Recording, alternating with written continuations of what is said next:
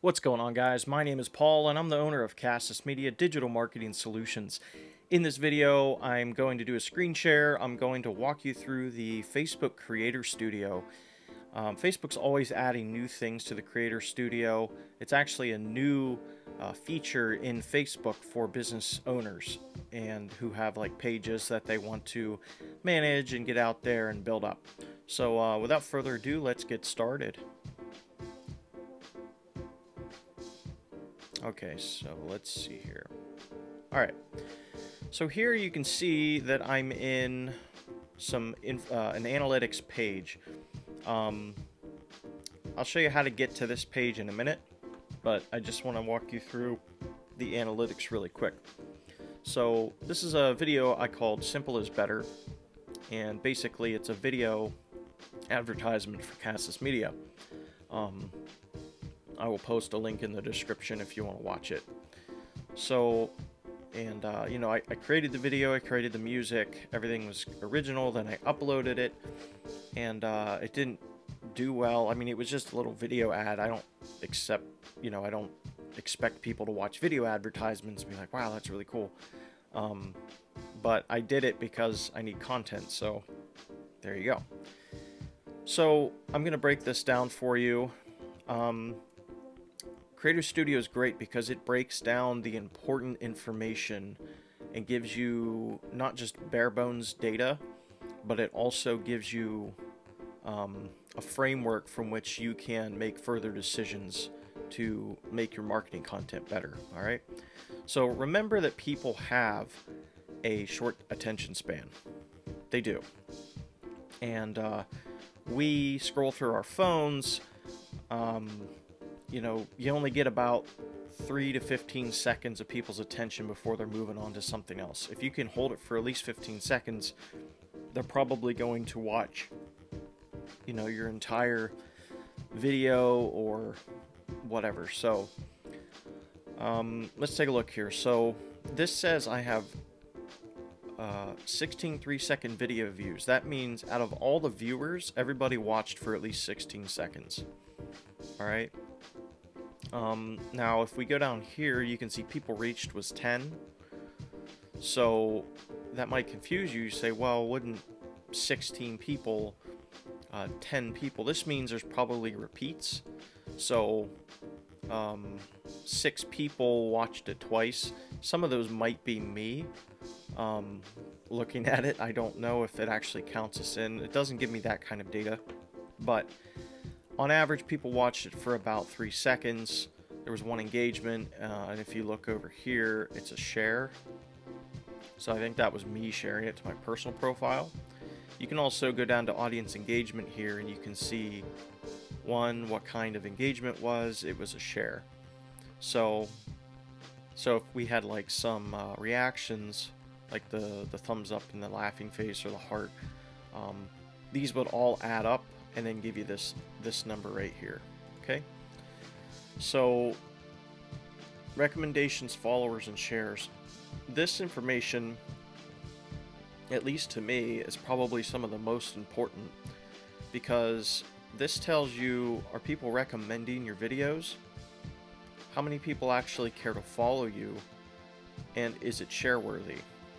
Okay, so apparently my video is more share worthy than anything according to Facebook, even though it's probably me sharing it. I think it's share worthy, but that's just me. So this is, let's see here. This isn't the best example of the video, but I'm just kind of, like I said, just giving you an overview. So a distribution checklist is things you can do to help improve your distribution. Distribution is how much your content is spread over Facebook. Okay, so 3-minute video, this is like the not applicable sign because it's only 15 seconds long. The description, I had a description to it, which is from websites to video ads, we can do it all. Learn more by visiting, so on and so forth. Tags, I did tag it when I created it, so with advertising videos and web design. And captions, this didn't need any captions because, well, let's take a look at the video here.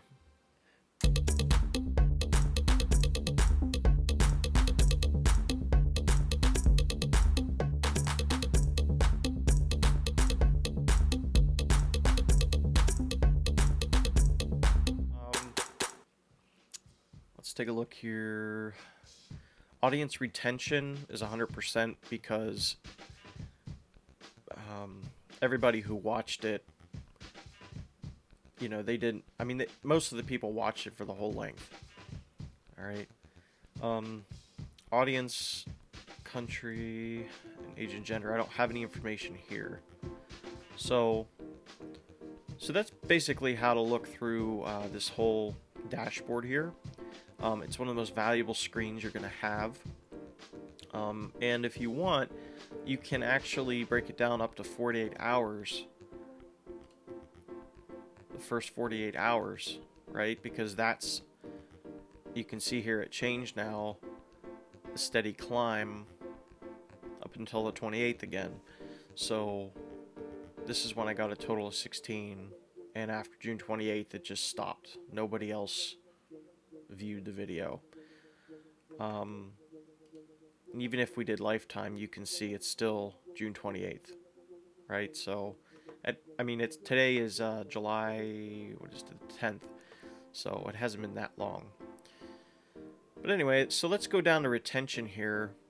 This basically focuses in on the retention, and what audience retention is. It says most of your audience dropped off at the whatever this mark is, and your average watch time is 3 seconds. So let's say your video was a minute long. Audience retention is how long you hold their attention in the video. So let's just say it was 3 seconds. After 3 seconds, I can't seem to get it to the 3 seconds. After the 3 second mark, you know, let's just say that's when people dropped off. They said, this is boring, I don't want to watch this, and they leave. The video stops, the browser goes to the next page, or they keep scrolling. Facebook can detect that as a quote, moving on motion or action. So if your videos are boring, your audience retention will show that it's a low percentage because it drops off early. But that's basically what it is. So how well can you keep your audience's attention, right? So you have some options over here. You can edit the post. You can create a new post with that video. So if I wanted to create a new post using that same video, it would be completely separate data. You can boost it. We all know what boosting is. You pay Facebook some money and they'll get it out there, which I think is a waste of money. You can copy the post link and share it wherever on Facebook or elsewhere. Copy the post ID. I don't know what exactly we would use this for, but I'm sure there are particular uses. View on Facebook, you can view it on the front end, how other people would see it, and see the previous layout. There's nothing because I never had a previous layout.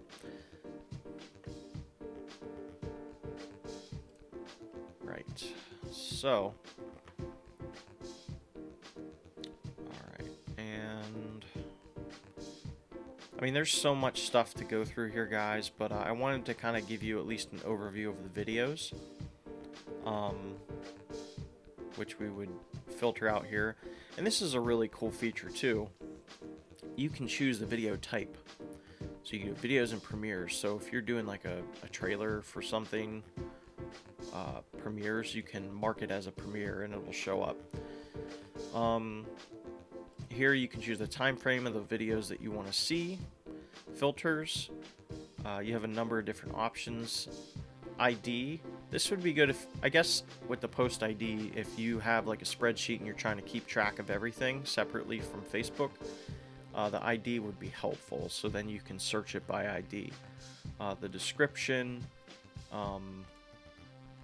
You know, you'll have this little extra pop-up box, and then it contains maybe a keyword or something.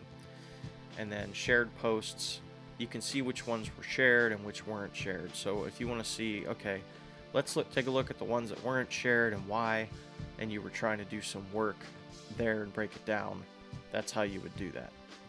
And of course you can also break it down. I mean, you can find these videos. Let's say you have 100 videos. you can view all of these things and break it down that way, filter it out that way, or just search for something and it'll populate all of the ones that have that in the description or the title or, you know, whatever.